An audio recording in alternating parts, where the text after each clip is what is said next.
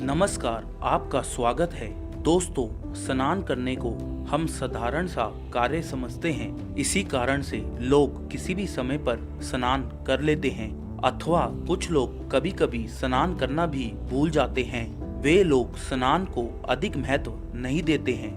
लेकिन दोस्तों, शास्त्रों के अनुसार स्नान करना एक बहुत ही महत्वपूर्ण कार्य होता है। स्नान को हमारे सभी पुराणों और शास्त्रों में सबसे अधिक महत्व दिया गया है। स्नान के बिना शरीर की शुद्धि नहीं होती है। जब तक शरीर शुद्ध नहीं होता है तो हमें किसी भी प्रकार के कार्य को करना नहीं चाहिए, अन्यथा उन कार्यों में विघ्न निर्माण होने लगते हैं। शास्त्रों में स्नान को करने के बहुत ही महत्वपूर्ण नियम बताए गए हैं। यदि स्नान करने की सही विधि का पालन किया जाए तो इसके कई लाभ हमें प्राप्त होते हैं। भगवान श्री कृष्ण ने स्नान करने की महत्वपूर्ण विधि का वर्णन किया है। जो भी मनुष्य इस प्रकार से स्नान करता है वो समस्त पापों से मुक्त होकर सुख, समृद्धि एवं ऐश्वर्य की प्राप्ति करता है। स्नान करते समय मंत्र बोलने से साक्षात माँ गंगा उस स्नान के जल में प्रकट हो जाती है और उस व्यक्ति का जीवन धन्य हो जाता है।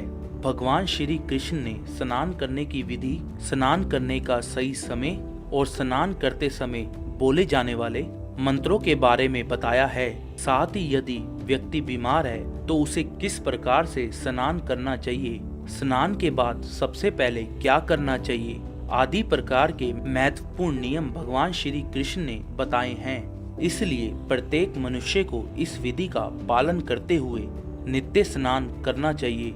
यदि आप इस विधि का पालन करके स्नान करेंगे तो निश्चित ही आपकी दरिद्रता का नाश हो जाएगा और आपको सुख समृद्धि की प्राप्ति होगी। देखते ही देखते आपको सभी कार्यों में सफलता मिलने लगेगी। इस विधि से स्नान करने से आप पर किसी की बुरी नजर का प्रभाव भी नहीं पड़ेगा। आपके व्यापार में बढ़ोतरी होगी, विद्यार्थियों को परीक्षा में सफलता मिलेगी और उनकी बुद्धि भी तेज बनेगी। रोज स्नान करने से घर में क्लेश और लड़ाई झगड़े नहीं होते हैं। घर के सभी लोगों पर माँ लक्ष्मी की कृपा बनी रहती है और घर में धन का आगमन होता है। इस विधि से स्नान करेंगे तो आप कुछ ही समय में धन संपत्ति, मान सम्मान प्राप्त कर पाएंगे। इसलिए आप स्नान करने की इस विधि को जानने के लिए इस वीडियो को पूरा जरूर देखें। दोस्तों, भगवान श्री कृष्ण कहते हैं स्नान करने के लिए सुबह का समय ही सबसे सर्वोत्तम होता है।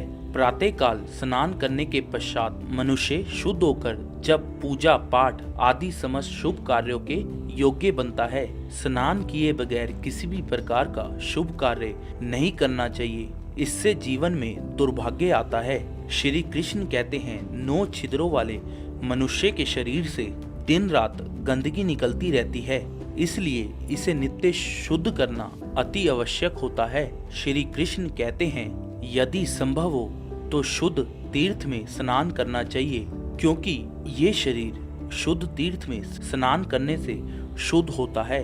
यदि ऐसा संभव ना हो तो शुद्ध जल से ही स्नान करना चाहिए।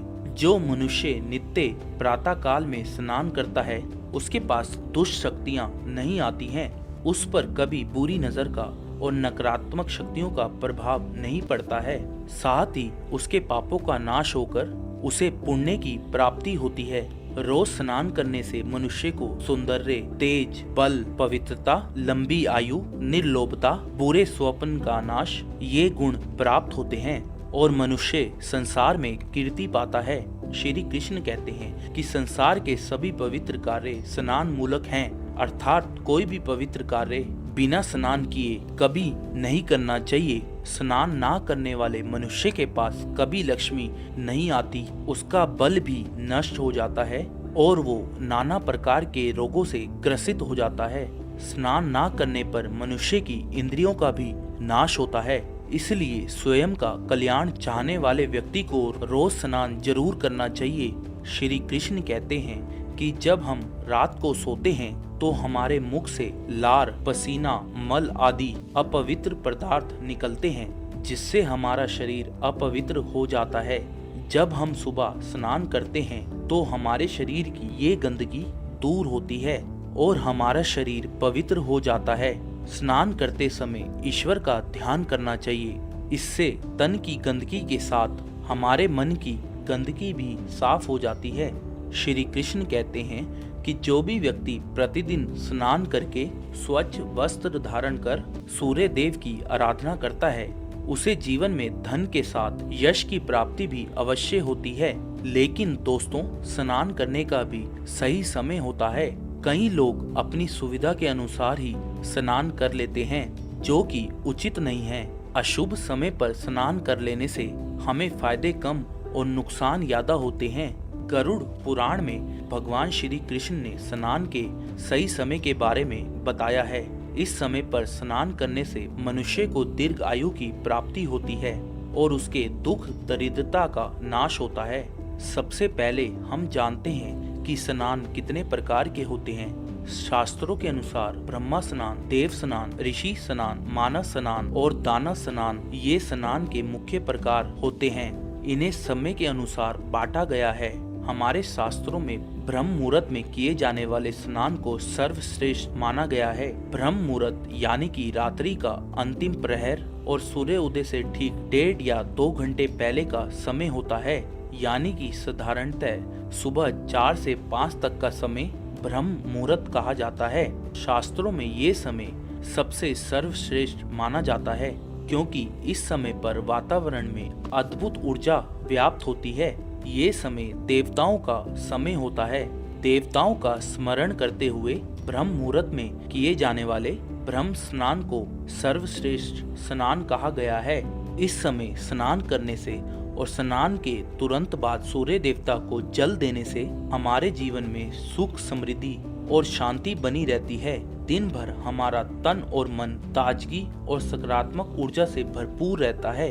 दूसरा है देव स्नान। सुबह 5 से 6 बजे के बीच किए जाने वाला स्नान देव स्नान कहलाता है। सभी पवित्र नदियों का स्मरण करते हुए किए जाने वाले इस स्नान को भी श्रेष्ठ स्नान माना जाता है। इस समय स्नान करने से हमारे शरीर में सकारात्मक ऊर्जा का संचार होता है और सभी प्रकार की नकारात्मकता हमारे शरीर से बाहर निकल जाती है। तीसरा है ऋषि स्नान। सुबह जब आकाश में तारे नजर आते हैं, उस समय किए गए स्नान को ऋषि स्नान कहते हैं। ये भी सबसे श्रेष्ठ स्नान होता है। इस समय स्नान करने से हमें मानसिक शांति मिलती है और हमारी आयु लंबी होती है तथा शरीर भी निरोगी रहता है। चौथा है मानव स्नान। सुबह 6 से 8 के बीच किए जाने वाला स्नान मानव स्नान होता है। ये स्नान सूर्य उदय के समय या सूर्य उदय के ठीक बाद में किया जाता है।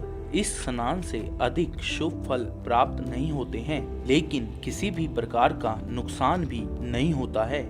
इसलिए हो सके तो कम से कम मनुष्य को मानव स्नान तो कर लेना चाहिए, लेकिन सुबह 8 बजे के बाद स्नान करना हमारे शास्त्रों में उचित माना नहीं गया है। इस समय वातावरण में व्याप्त दैवीय शक्ति बहुत कम हो जाती है, इसलिए मनुष्य में उत्साह और ऊर्जा की भी कमी दिखाई देती है, जिससे वो दिन भर आलस का अनुभव करता है। पूरे दिन शरीर में सुस्ती सी रहती है और किसी भी काम में मन नहीं लगता है।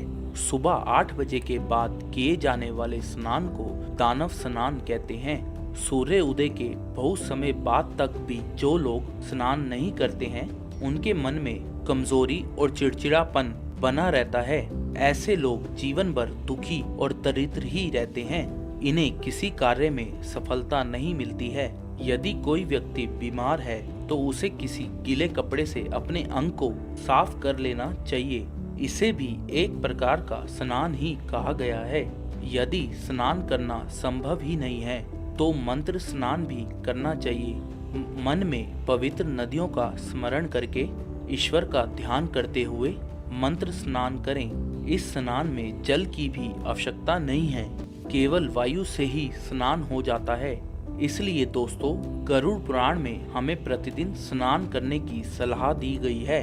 प्रतिदिन सुबह जल्दी जागकर स्नान करके सूर्य देव को जल अर्पण करने से मनुष्य को जो लाभ प्राप्त होता है वो किसी अन्य कार्य को करने से नहीं मिलता है। स्नान का महत्व सभी कार्यों में बढ़कर है।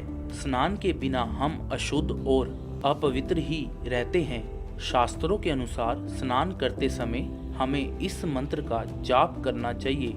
इससे स्नान करने के कई गुना अधिक लाभ प्राप्त होते हैं।